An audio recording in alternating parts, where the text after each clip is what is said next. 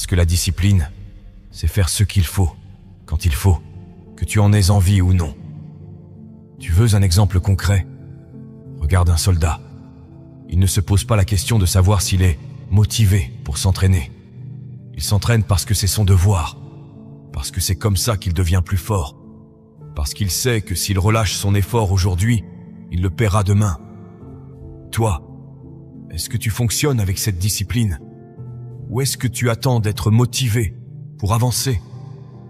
Si tu veux vraiment gagner, tu dois apprendre à travailler même sans envie, même sans excitation, même sans énergie. Alors, comment développer cette discipline? Fixe-toi un objectif clair et non négociable. Ce n'est pas « je vais essayer », c'est « je vais le faire ». Pas d'option B, pas d'alternative. Tu t'engages à avancer, quoi qu'il arrive. Crée des habitudes inébranlables. La discipline, c'est une question de routine. Si tu veux progresser, tu dois ancrer certaines actions dans ton quotidien. Ce n'est pas un choix, c'est une règle que tu te fixes. Ne fais pas confiance à tes émotions.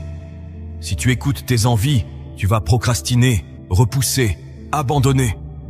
Alors, arrête de négocier avec toi-même. Fais ce que tu as à faire, que ça te plaise ou non. Rappelle-toi pourquoi tu fais ça. Quand tu es sur le point de lâcher, souviens-toi de ce que tu veux accomplir. Imagine la personne que tu pourrais devenir si tu continues, et la personne que tu seras si tu abandonnes. La discipline, c'est ceux qui transforment un rêve en réalité. C'est ceux qui séparent ceux qui parlent de ceux qui agissent. Et surtout, c'est ceux qui t'assurent d'arriver là où tu veux être. Alors, la prochaine fois que tu te dis « je n'ai pas envie », rappelle-toi ceci.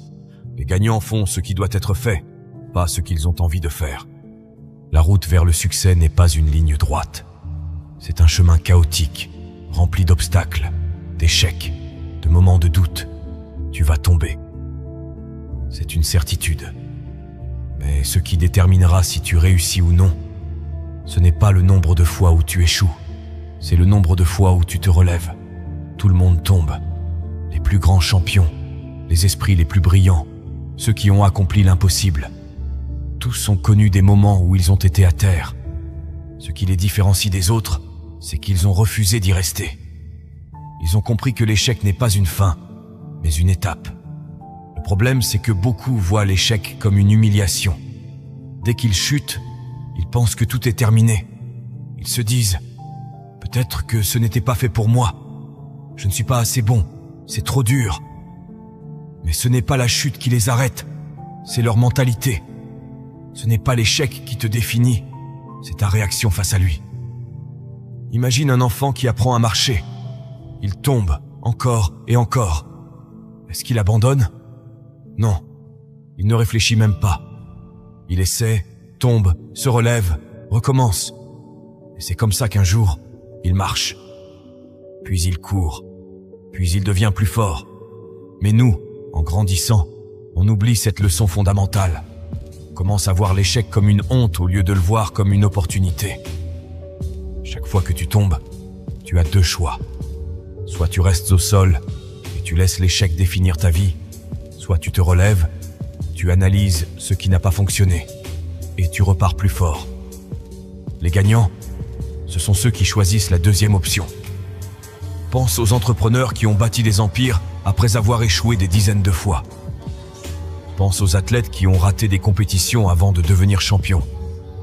Pense aux étudiants qui ont échoué à des examens avant de décrocher leur diplôme. Ce qui les a rendus exceptionnels, ce n'est pas leur talent, mais leur résilience. Mais attention, se relever ne veut pas dire répéter les mêmes erreurs. À chaque chute, tu dois apprendre. Analyse ce qui n'a pas fonctionné, ajuste ta stratégie et avance différemment. Parce que si tu refais exactement la même chose, tu obtiendras exactement le même résultat. Alors la question est simple. Vas-tu laisser tes échecs te briser ou vas-tu les utiliser comme des marches pour monter plus haut? Rappelle-toi toujours, chaque chute est une opportunité déguisée. Chaque fois que tu échoues, la vie te donne une chance de prouver à quel point tu veux vraiment réussir. Tu peux tomber 1000 fois, mais si tu te relèves juste une fois de plus, tu es invincible. Alors maintenant, regarde ton passé. Regarde tous les moments où tu as abandonné trop tôt. Et décide que cette fois, c'est différent. Cette fois, tu vas tomber, te relever et recommencer jusqu'à ce que tu gagnes. Il y a un moment que peu de gens connaissent. Un moment où tu regardes en arrière et où tu te rends compte que tout ce que tu as traversé en valait la peine. La douleur, la fatigue, les échecs, les sacrifices, tout ça, c'était le prix à payer pour arriver là où tu es. Et à cet instant précis, tu comprends que tu as gagné. Mais ce moment, seuls ceux qui vont jusqu'au bout le vivent. Les autres abandonnent bien avant. Ils arrêtent à la première difficulté, au premier coup dur, au premier doute. Ils n'ont jamais connu cette sensation. Ce frisson intense qui te parcourt quand tu réalises que tu as conquis ce qui semblait impossible. Imagine-toi à la fin d'un marathon. Pendant des semaines, tu as souffert. Chaque matin, tu t'es levé alors que ton corps te suppliait de rester au lit. Tu as couru sous la pluie, sous le froid, avec des douleurs dans chaque muscle. Mais aujourd'hui, tu franchis la ligne d'arrivée. À cet instant, la douleur disparaît. Ce qui reste, c'est la fierté, la certitude que tu as tenu bon, que tu es allé au bout. C'est ça, la récompense d'un combat mené jusqu'au bout. Ce n'est pas juste une victoire extérieure, c'est une transformation intérieure. Ce que tu gagnes, ce n'est pas seulement le succès, c'est la version de toi-même que tu es devenu en chemin. Tu as bâti une force mentale que rien ne peut briser. Tu as appris que peu importe les obstacles, peu importe les doutes, si tu continues, tu finis toujours par gagner. Tu as prouvé que tu étais capable de souffrir, de tomber, de douter, mais que malgré tout, tu n'as jamais abandonné. Ceux qui regardent de l'extérieur ne verront que le résultat. Ils diront « Il a réussi, il a eu de la chance, c'était facile pour lui. » Et toi, tu sauras que derrière chaque victoire, il y avait des nuits de lutte, des moments où tu voulais tout laisser tomber, des jours où tu étais seul face à toi-même. Et c'est pour ça que cette victoire a un goût unique, parce qu'elle est méritée, parce qu'elle ne t'a pas été donnée, tu es allé la chercher. Alors pose-toi cette question, es-tu prêt à aller jusqu'au bout? Parce que si tu tiens bon, si tu refuses d'abandonner, alors un jour viendra où tu regarderas en arrière et où tu réaliseras que chaque goutte de sueur, chaque larme, chaque douleur en valait la peine. Et ce jour-là, tu comprendras une chose. La seule bataille perdue, c'est celle qu'on n'a pas osé mener jusqu'au bout.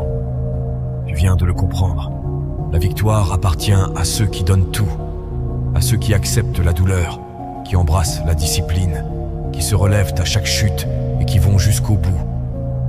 Il n'y a pas de raccourci, pas de magie. Tu gagnes avec ton sang et ta sueur. Maintenant, la question est simple. Vas-tu rester spectateur ou vas-tu devenir un guerrier? Vas-tu continuer à chercher des excuses, à attendre que le bon moment arrive, ou vas-tu décider, ici et maintenant, de prendre les choses en main? Ceux qui réussissent ne sont pas forcément les plus talentueux ou les plus intelligents. Ce sont ceux qui refusent d'abandonner. Et aujourd'hui, tu peux choisir d'en faire partie. Si cette vidéo t'a parlé, si elle a réveillé quelque chose en toi, alors ne laisse pas cette énergie s'éteindre. Passe à l'action. Fixe-toi un objectif, engage-toi à le poursuivre et ne lâche rien.